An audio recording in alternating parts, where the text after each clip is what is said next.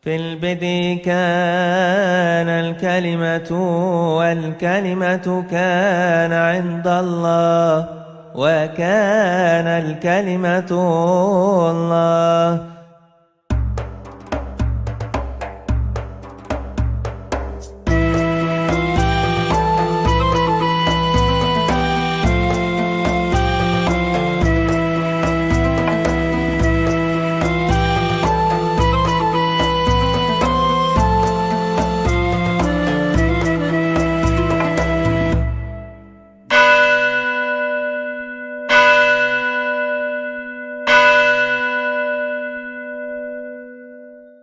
Tadi kita membaca, memang secara historis ya bisa dibuktikan.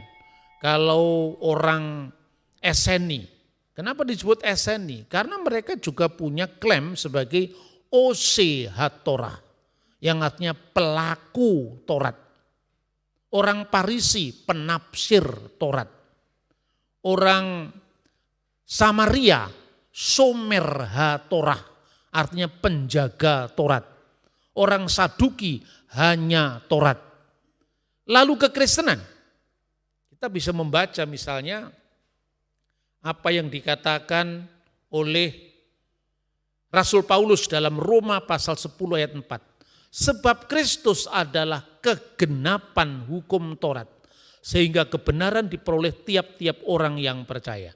Kristus disebut sebagai telos garnomo Kristus. Kristus adalah penggenap Taurat. Jadi ada pelaku Taurat, Ose HaTorah, ada Somer HaTorah sebagai penjaga Taurat, ada hanya Taurat yaitu Saduki, penafsir Taurat, dan Kristus dalam kekristenan dipahami sebagai penggenap Taurat. Nah, dalam konteks seperti itulah kita bisa memahami kenapa Paulus ya sering dipertentangkan dengan Yesus. Jadi misalnya ayat yang kita baca, ini sering dalam tulisan-tulisan polemik. Kalau Anda di sini Anda cari di Lakemba situ, ada satu toko buku ya, Islamic Bookstore, itu isinya penuh dengan caci maki terhadap iman Kristen. Ini pengikut rasul palsu, Paulus. Nah, coba bayangkan, Paulus itu rasul dalam iman Kristen, apostolos, apostels. Terus disebut-sebut rasul palsu itu apa tidak? Menghina agama orang. Tapi kalau nama junjungannya Nabi Muhammad Sallallahu Alaihi Wasallam disentuh sedikit demo berjilid-jilid. Bahkan di Pakistan itu menghina Nabi, itu hukumannya lebih berat daripada menghina Tuhan dalam undang-undang mereka, penal code mereka. Bayangkan itu. Lah Paulus itu siapa? Paulus itu nabi palsu. Lah itu kan perspektifmu. Coba kalau orang lain ngomong Muhammad nabi palsu, apa yang terjadi? Kecenderungan semacam ini jangan dibiarkan, harus dilawan. Tapi dilawan dalam koridor hukum. Sebab kalau Anda melawan ganti mencaci, ya nasibmu ditunggu di pintu penjara. Ya kan? Dilawan dengan konstitusi, dilawan dengan hukum. Tidak bisa kita biarkan. Kalau saya terus-menerus mengadakan edukasi, coba Thomas bayangkan. Paulus itu kalau dikristenkan rasul, sebagaimana sampean percaya Muhammad itu adalah rasul. Kami tidak percaya kalau Muhammad itu rasul. Lah kenapa Pak? Lah sudah tutup kanonnya. Yesus itu yang paling akhir. Setelah Allah berbicara kepada nenek moyang kita dengan berbagai macam cara lewat para nabi. Maka pada hari terakhir atau hari-hari masa terakhir itu, akhirat hayamim dalam bahasa Ibraninya, dia telah berbicara lewat anaknya sendiri, yaitu firman yang menjadi manusia. Lah kalau firmannya sudah turun langsung, kenapa harus menunggu yang menerima firman, kan gitu kan? Dari puncak penggenapan nabi-nabi itu adalah Kristus sebagai Mesias. Dan Mesias itu sebagai nabi, imam, raja, sudah lengkap. Apanya lagi yang disempurnakan? Tapi kalau sampean mau percaya Muhammad nabi terakhir, sebagaimana orang-orang Manikean dulu percaya bahwa Mani itu nabi terakhir, penutup segala nabi, kutmata dan nabi, kita juga tidak marah. Kan begitu kan? Terus yang kedua, menafsirkan agama orang lain dari ukurannya dia. Misalnya, coba baca Matius. Kan Yesus mengatakan, jangan kamu menyangka aku datang untuk meniadakan Taurat dan kitab para nabi. Aku datang bukan meniadakannya, melainkan untuk menggenapinya. Nah, jangan dibaca, aku datang bukan meniadakan tapi menggenapinya enggak dibaca. Iya kan? Lah apa bedanya dengan Paulus ketika Paulus mengatakan telos garnomo Kristus, bahwa Kristus adalah kegenapan Taurat antara bayangan kenyataan, simbol dan hakikat, nubuat dan penggenapan. Jadi contoh ini ya, gambaran contoh ini. Ketika Presiden Jokowi mau hadir di kota kita, di Malang atau di Blitar, di mana-mana kita pasang gambarnya, selamat datang Presiden Joko Widodo. Wah, semua orang pasang gambar bagus-bagus di depan rumah. Tapi begitu presidennya sudah datang, masa kita lihat gambarnya terus? Kan langsung salaman sama presidennya, ya kan? Begitu pula Kristus, itulah makna penggenapan. Apa yang tercatat di dalam kitab Taurat itu adalah simbol-simbol, nubuat-nubuat, bukan hakikatnya. Hakikatnya itu adalah Kristus yang telah datang. Itulah makna penggenapan.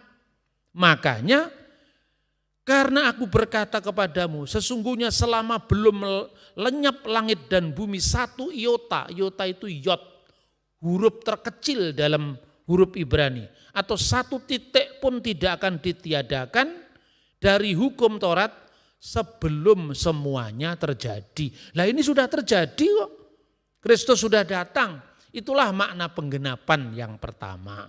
Kemudian kita bisa baca lagi tadi di Efesus. Ini ayat yang sering diperkosa, disalahgunakan oleh para polemikus kelompok Lakimba itu. Ya kan? Itu sejenisnya lah yang kelompok begitu.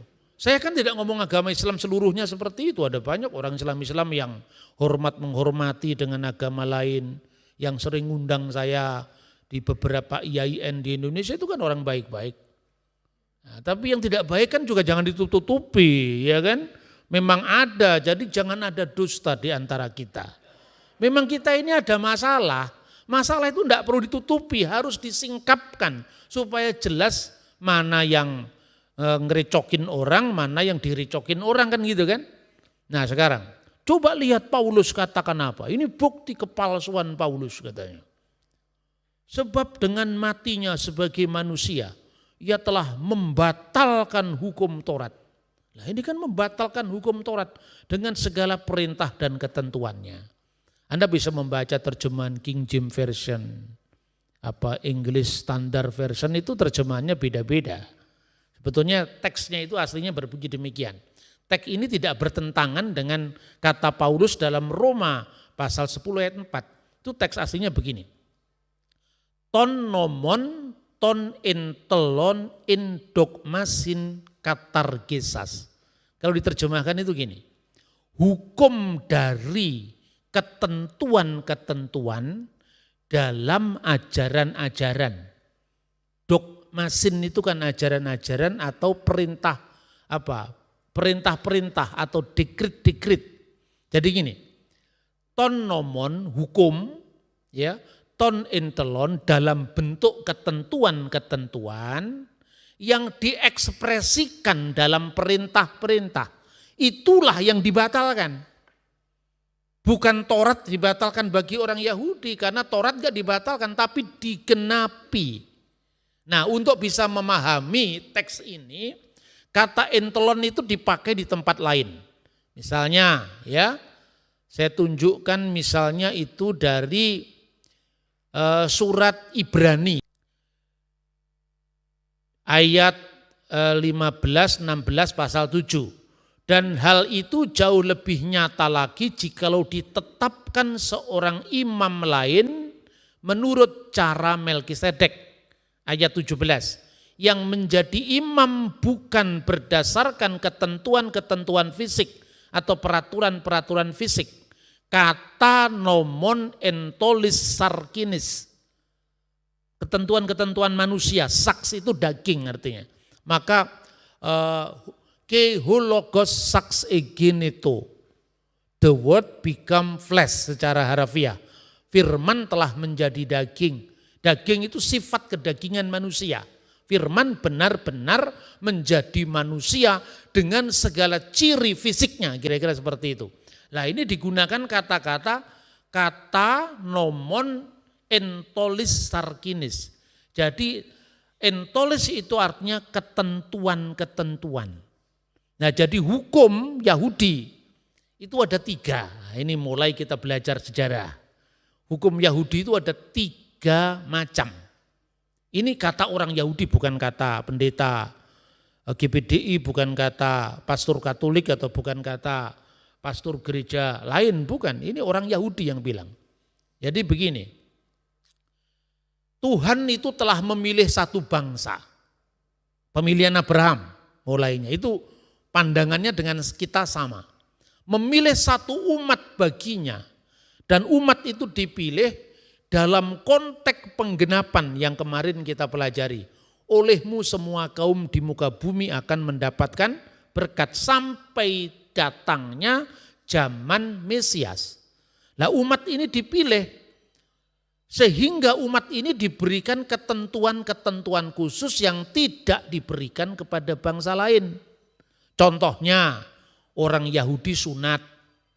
Sunat itu bukan sekedar dikerat itu kulupnya, itu bukan. Sunat Yahudi harus 8 hari.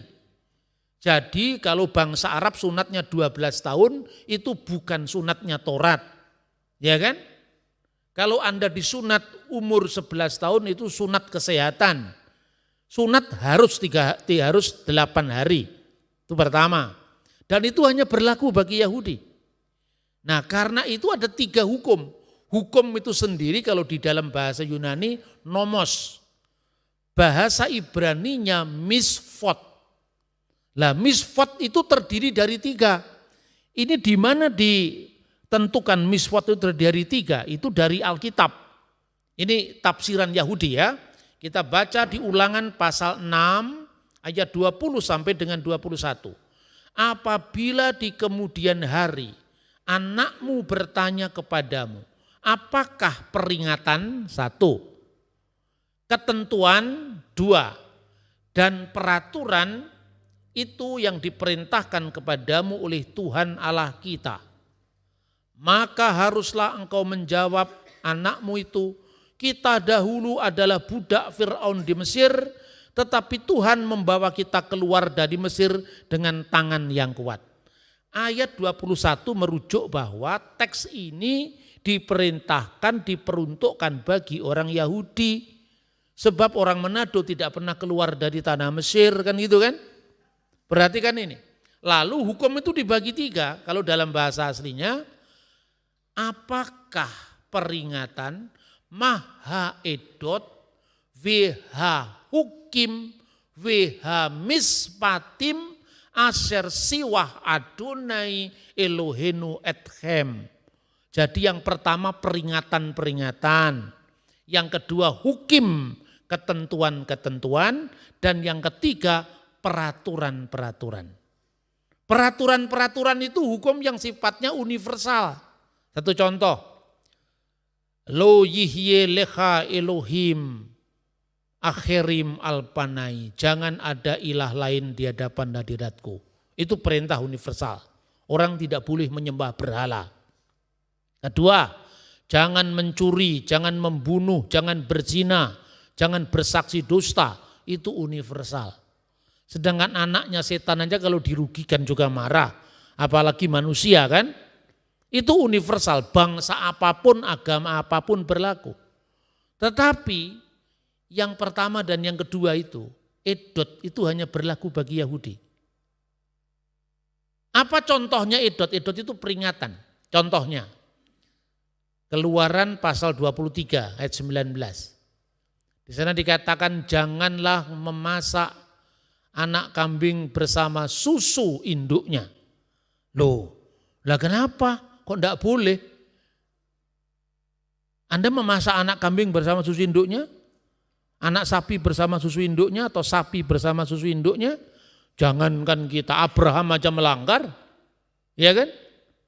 Jadi itu berlakuannya Yahudi. Abraham kakek moyangnya Yahudi ketika memberikan tamunya itu adalah daging lembu bersama dadeh dan susu. Lah itu kan melanggar ketentuan dalam Keluaran. Pasal 23 tadi, itu kenapa kok bagi orang Yahudi dilarang? Karena itu simbol pengudusan Yahudi Israel. Kamu harus beda dengan bangsa lain. Dikuduskan itu artinya dipisahkan secara eksklusif. Untuk menandai ini bangsa terpilih yang nantinya akan melahirkan sang Mesias sesuai dengan janjinya kepada Abraham, olehmu semua kaum di muka bumi akan mendapatkan berkat. Kenapa anak kambing bersama susu induknya? Itu simbol penyembahan Dewi Asera. Jadi Dewi kesuburan, Asera kawin dengan Yahweh menurut prasasti Kuntilet Ajurut. Jadi Yahweh itu kan sebutan kira-kira untuk tetragramaton 4 huruf suci. Sebutan kayak apa kita tidak tahu. Seperti apa? Karena sudah berabad-abad orang Yahudi tidak pernah mengucapkan kata Yahweh kecuali orang Amerika yang ke Yahudi-Yahudian, yang alirannya dibawa ke Indonesia. Ya kan?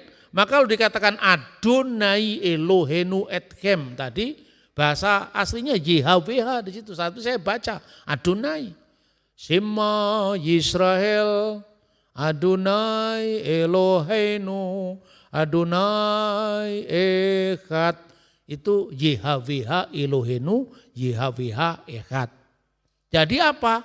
Supaya tidak sama dengan bangsa Kanaan yang memuja Dewi kesuburan. Itu tidak boleh bagi orang Israel. Maka simbolnya pun disendirikan. Jangan masak anak kambing bersama susu induknya.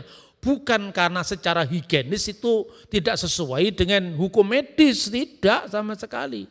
Kedua, jangan kamu memakan daging di pangkal paha.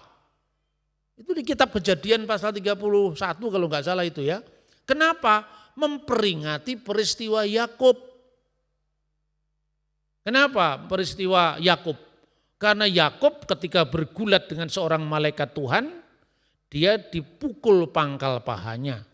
Kalau Anda orang Manado, famnya Meiruntu, tidak pernah dipukul pangkal pahanya sama malaikat. Kenapa harus ikut-ikut Yahudi gitu loh.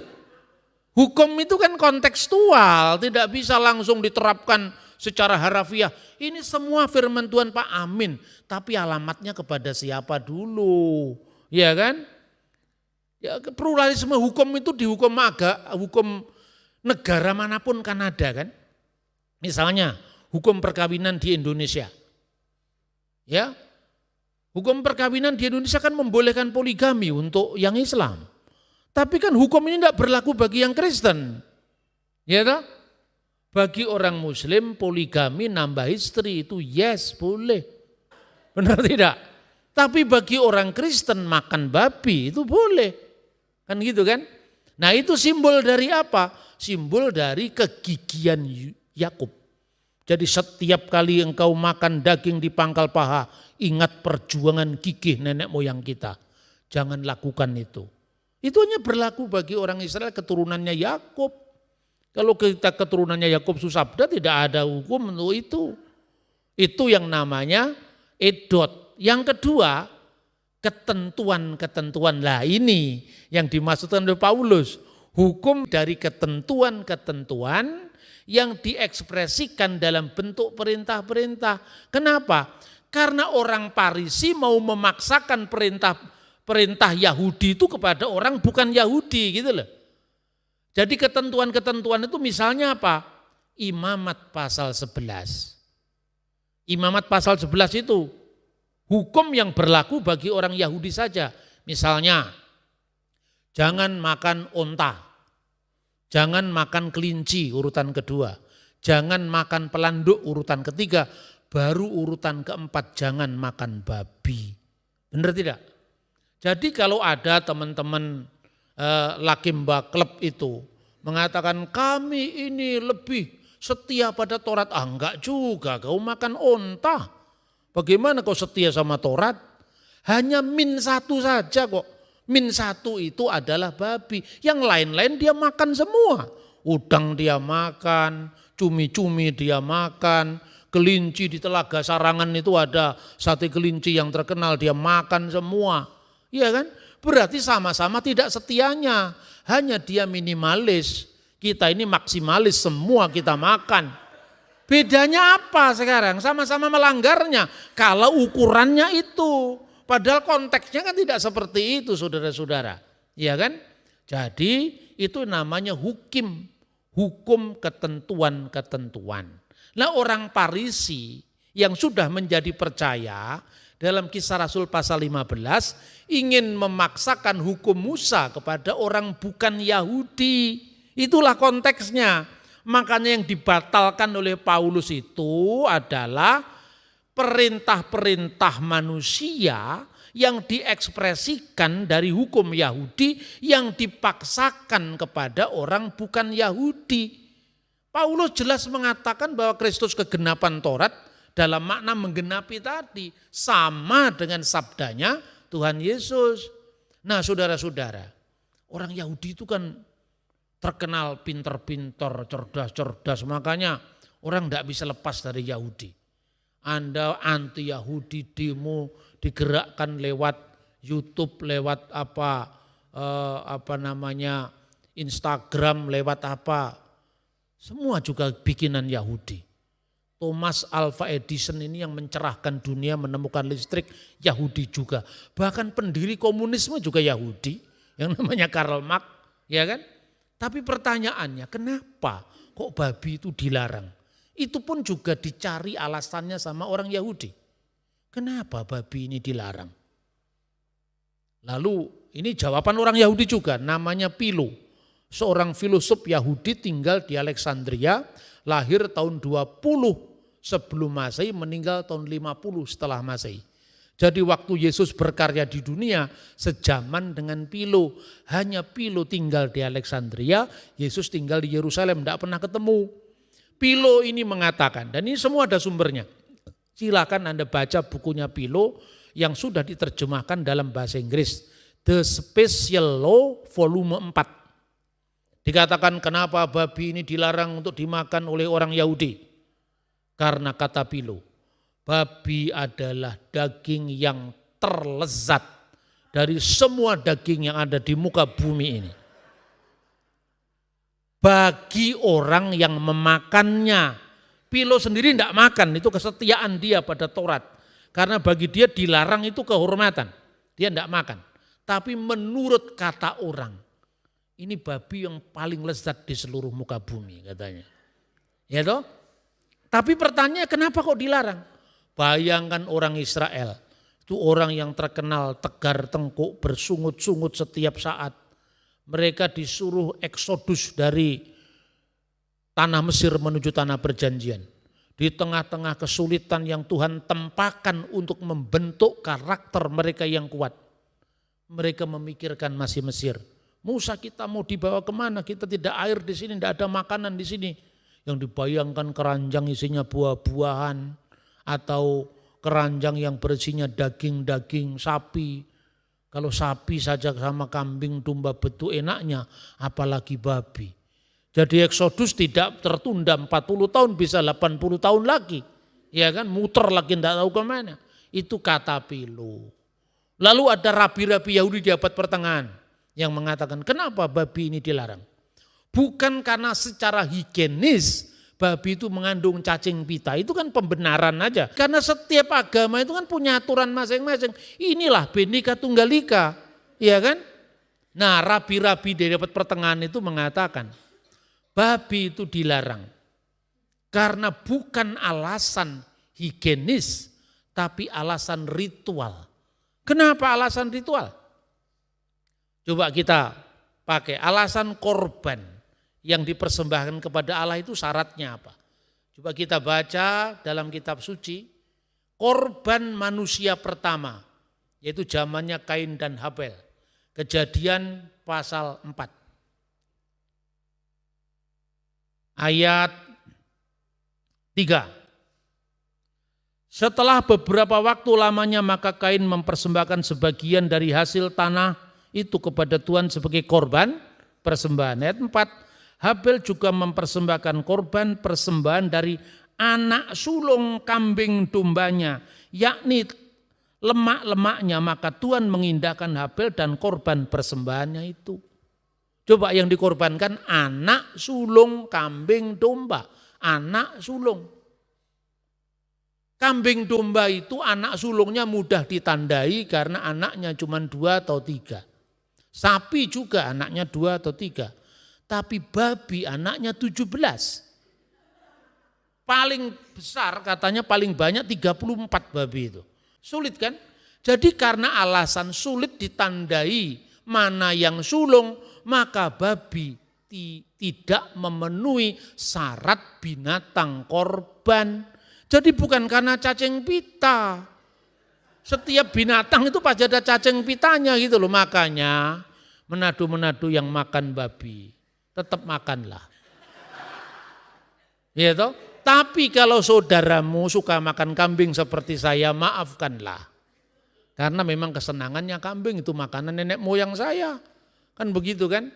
Mari kita saling menghormati, tetapi jangan memaksakan agama lain dari ukuran kita. Kan saya selalu ada pesan teologisnya untuk umat Kristen, tapi ada pesan kebangsaannya bagi bangsa lain. Mungkin orang mendengarkan ceramah saya itu ngeri-ngeri sadap. Ini kalau didengarkan enak, datanya juga ada, tapi kok selalu nyerempet-nyerempet. Nyerempet-nyerempet apa? Ya kalau enggak diserempet kan enggak sadar. Inilah upaya mengedukasi satu sama lain. Orang Hindu, sapi dilarang kan? Sapi dilarang karena apa? Itu simbol dari kendaraan siwa. Kan gitu kan? Tapi kalau babi boleh, enggak masalah. Jadi sekarang kalau Indonesia itu Bhinneka Tunggal Ika. Separuh orang Hindu, separuh orang Islam. Terus Anda katakan kota halal. Halal bagi siapa dulu?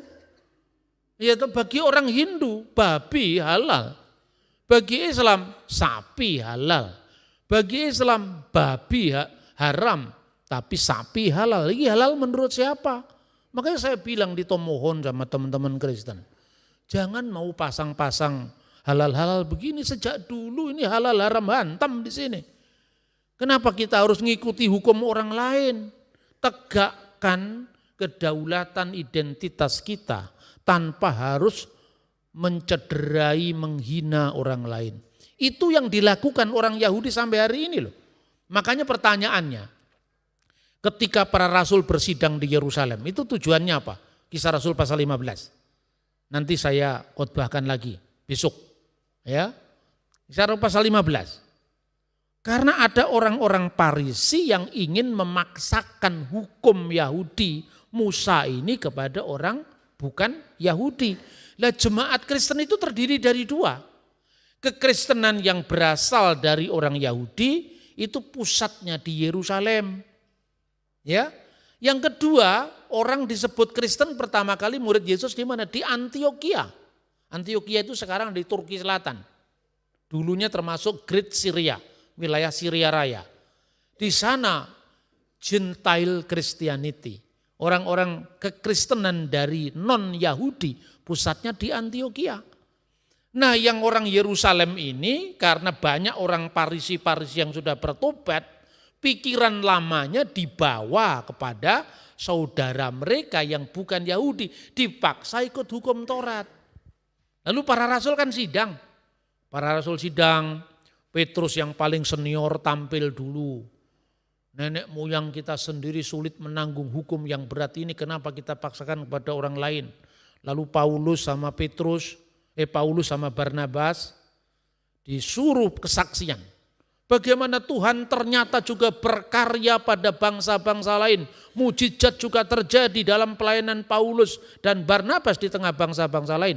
Lalu kenapa kita yang pandang bulu terhadap Yahudi dan bukan Yahudi? Seperti itu kira-kira.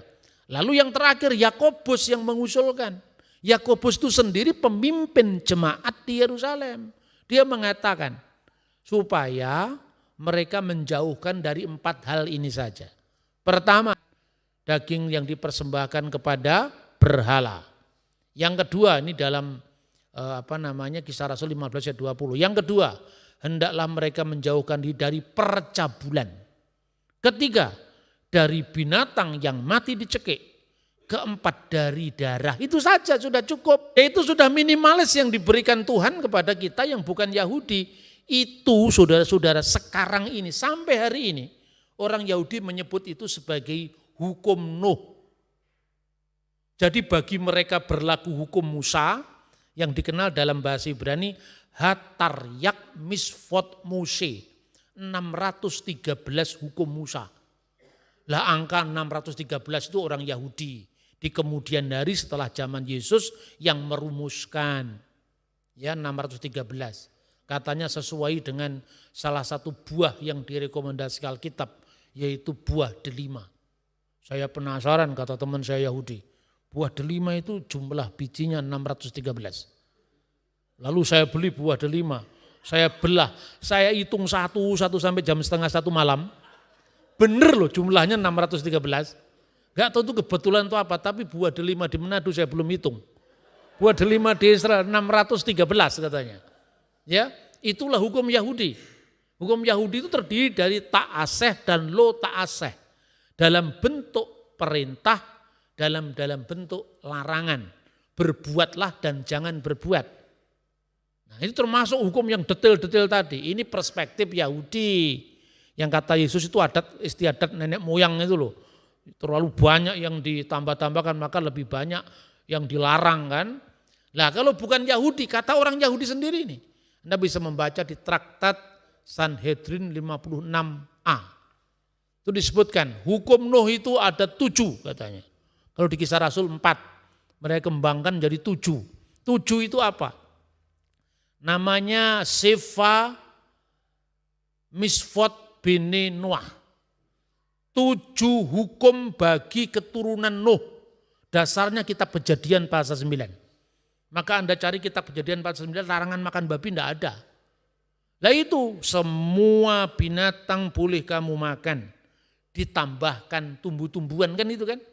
Nah itu berlaku bagi seluruh bukan Yahudi. Maka simbolnya ku taruh busurku di atas awan sebagai tanda perjanjian antara aku dan engkau. Lah ini Jawa, Manado, Minahasa, kemudian Toraja yang makan Pak Piong, tahu Pak Piong?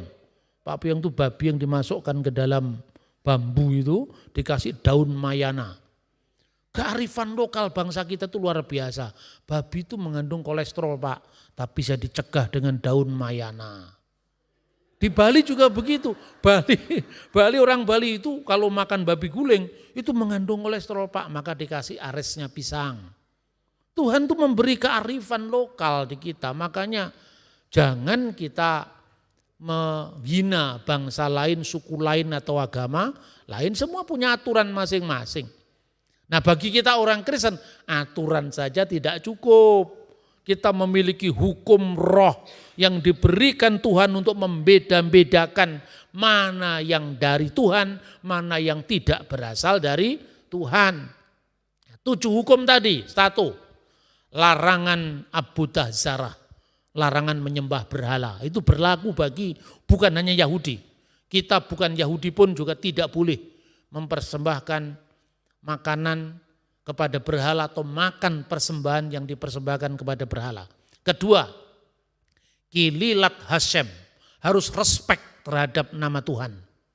Tidak boleh sembarangan menyebut nama Tuhan atau sedikit-sedikit atas nama Tuhan, menghina Tuhan itu tidak boleh. Ya kan? Yang ketiga, namanya Gilui Arayot, imoralitas seksual dengan segala macam bentuknya. Termasuk yang namanya seks bebas, semburit, semua tidak boleh. Itu yang namanya Gilui Arayot. Ingat dulu air bah dikirim Tuhan karena moralitasnya bejat. Kan gitu kan? Terus berikutnya Gesel. Melakukan tindakan kekerasan, perampokan, pencurian, pembunuhan. sampai kepada hukum kekerasan. Yang berikut lagi, ever min hakai. Artinya apa? Ever min hakai. Artinya memakan binatang yang mati dicekik.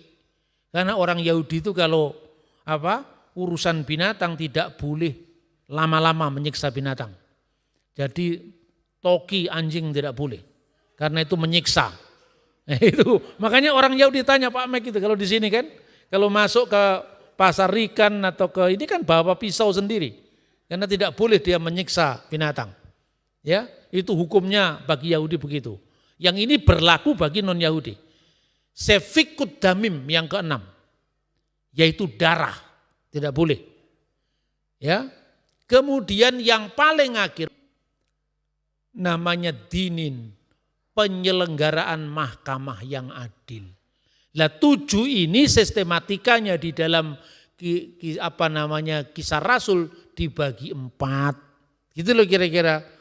Makanya damim itu darah, kemudian yang namanya gilui arayot itu percabulan, kemudian hormat kepada nama Tuhan dijadikan satu, penyembahan berhala dan tidak boleh menista, menghina Tuhan, itu hukum 1 dan 2.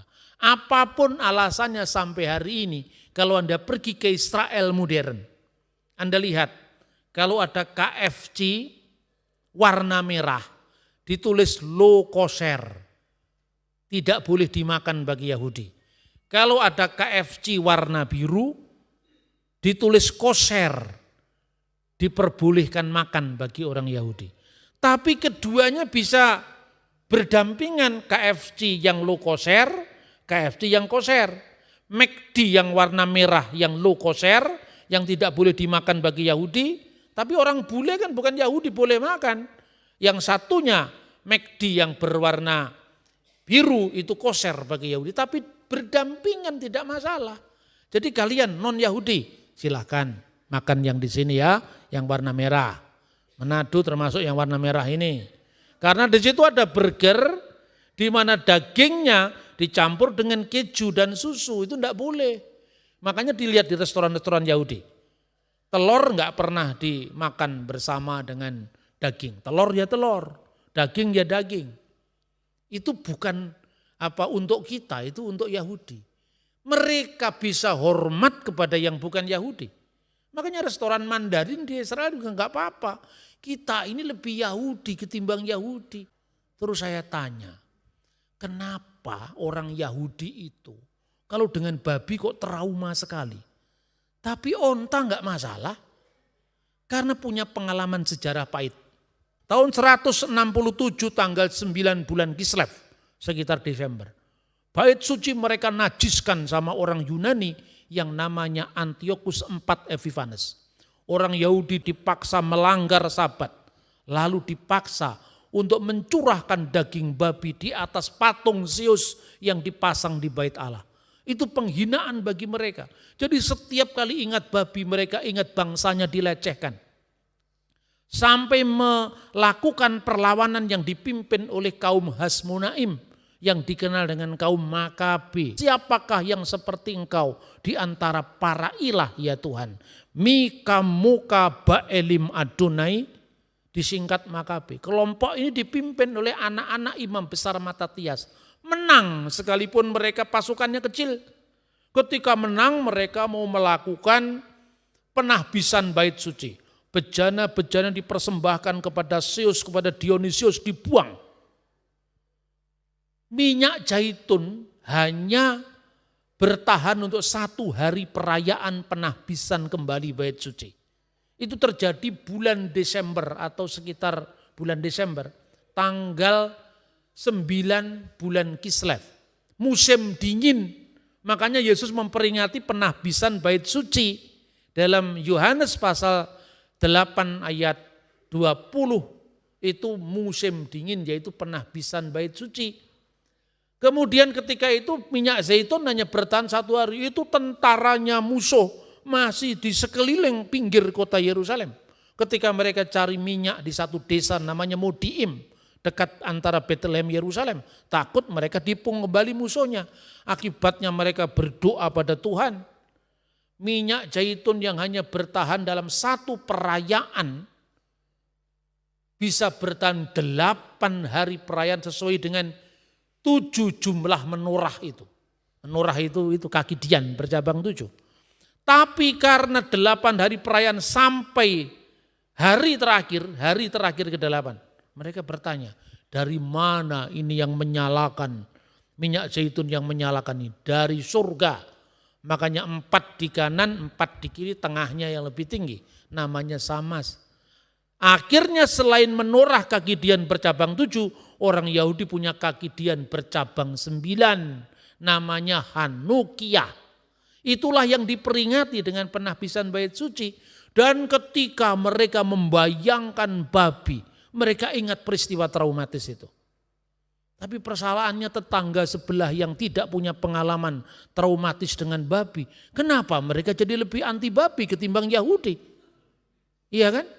Ini akibatnya kalau tafsiran minimalis yang tidak paham sejarah. Loh, ini tidak tahu sejarahnya tapi mereka lebih anti ketimbang yang tahu sejarahnya.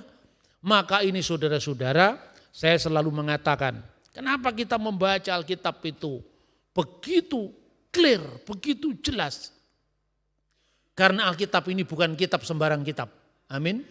Dia adalah firman Allah yang memandu kita termasuk sejarah umat manusia. Karena itu Alkitab itu bukan sekedar buku, tetapi dia benar-benar diilhamkan Roh Kudus. Sehingga apa yang tertulis dalam Alkitab dengan sangat mudah bisa dibuktikan kesejajarannya dengan bukti-bukti sejarah. Sejarah yang penuh bukti menjadi mitra bagi iman yang penuh bakti. Akhirnya tuduhan kepada Paulus tidak benar. Paulus membatalkan Taurat. Ya memang sejak dulu orang bukan Yahudi tidak pernah berlaku Taurat. Mana yang dibatalkan Paulus? Paulus menyunatkan Timotius dalam Kisah Rasul 16. Karena apa? Timotius Yahudi, bapaknya, ibunya kan blasteran itu. Salah satu dari orang tuanya kan Yahudi. Tapi Paulus keras melarang menyunatkan Titus. Mengapa? Karena Titus orang Yunani.